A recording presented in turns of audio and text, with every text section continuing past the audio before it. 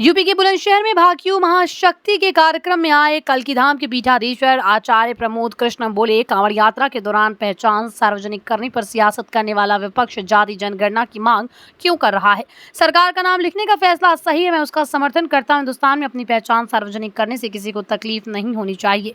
ये 2-4 शहजादे इकट्ठे या आपत्ति के लिए हुए हैं, इनका काम ही विरोध करना है। आचार्य अखिलेश की मानसून ऑफर पर आचार्य प्रमोद का शायराना जवाब, 100 लाओ सरकार बनाओ पर आचार्य बोले, दिल बहलाने के लिए गालिब ख्याल अच्छा है। भाकियू महाशक्ति के स्थापना दिवस समारोह में शिरकत करने बुलंदशहर पहुंचे थे आचार्य प्रमोद कृष्ण।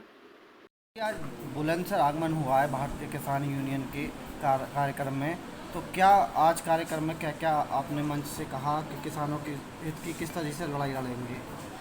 देश का जो किसान है वो खुशहाल होना चाहिए। किसानों की खुशहाली के बिना कोई भी देश तरक्की नहीं कर सकता है। भारतीय किसान यूनियन महाशक्ति का आज स्थापना दिवस है, मैं उसमें आया हूँ।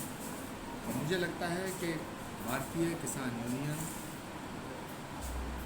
किसानों के हितों के लिए लड़ रही है, पूरे देश में आवाज़ उठा रही है। मैं अपना समर्थन उनको देने के लिए आया। दूसरी बात, उनकी जो पीड़ाएं हैं, उनकी जो समस्याएं हैं, उनको दूर करने के लिए उनकी ऐसी इच्छा है, उनकी मांग है, भारत के प्रधानमंत्री जी से बात की जाए। तो मुझे भरोसा है, मेरा यकीन है कि भारत के यशस्वी और लोकप्रिय प्रधानमंत्री जो खुद गरीब का दर्द समझते हैं और एक गरीब परिवार से आते हैं, वो ज़रूर किसानों की समस्याओं के समाधान के लिए कोई बड़ा फैसला करेंगे। महाराज जी, जैसे यूपी में राजनीति चल रही है कि कुछ बीजेपी में संगठन में बड़ा बदलाव होने के आसार हैं या मुख्यमंत्री जी हटाए जाएंगे, तो इससे किस तरीके से देखते हैं आप? कि परिवर्तन संसार का नियम है, लेकिन मुख्यमंत्री जी हटाए जाएंगे इसकी जानकारी मुझे नहीं है।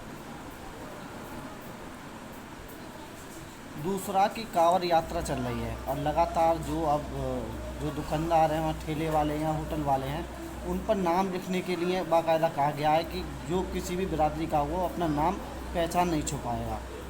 देखिए, हमारा जो सनातन धर्म है और भारत की जो सबसे बड़ी पूंजी क्या है, सत्य सार्थक सर्वदा।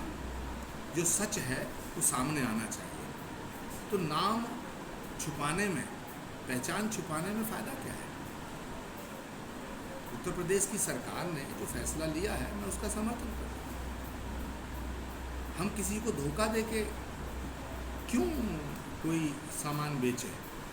हम किसी को धोखा देके क्यों बेचे? हम जो हैं उसको तो बताना पड़ेगा। महात्मा गांधी के सिद्धांत क्या थे? सत्य, अहिंसा, करुणा, प्रेम, त्याग, तपस्या, बलिदान। तो जब हम अपनी पहचान छुपाते हैं तो हम अपराध बोध में दब जाते हैं, हम चोर कहलाते हैं। मुझे नहीं लगता कि इस देश का कोई भी समाज, किसी भी समाज को, किसी भी व्यक्ति को अपनी पहचान छुपाने की ज़रूरत है। और फिर जो राजनीतिक दल इसका विरोध कर रहे हैं, ये तो जातियों के नाम पे जातीय जनगणना की मांग कर रहे थे। ये तो खुद कहते हैं भाई अपनी जाति बताओ, अपनी जाति बताओ, अपनी जाति बताओ। पूरा चुनाव बीता है, ये तो नरेंद्र मोदी जी पे हमला करते थे।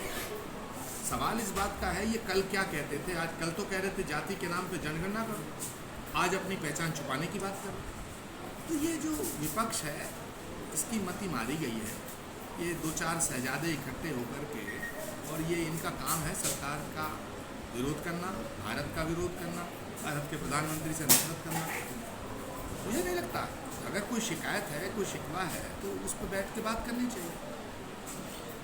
महाराज जी, एक और ट्वीट अखिलेश यादव ने किया था अभी हाल ही में कि 100 MLA लिया और सरकार बना लो, तो इसे आप किस तरीके से देखते हैं?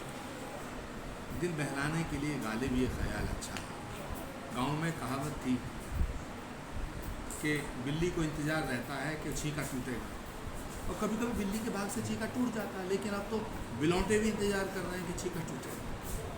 कोई छींका नहीं टूटेगा, और जिस छींके की डोर राम नाम की हो तो टूटती नहीं।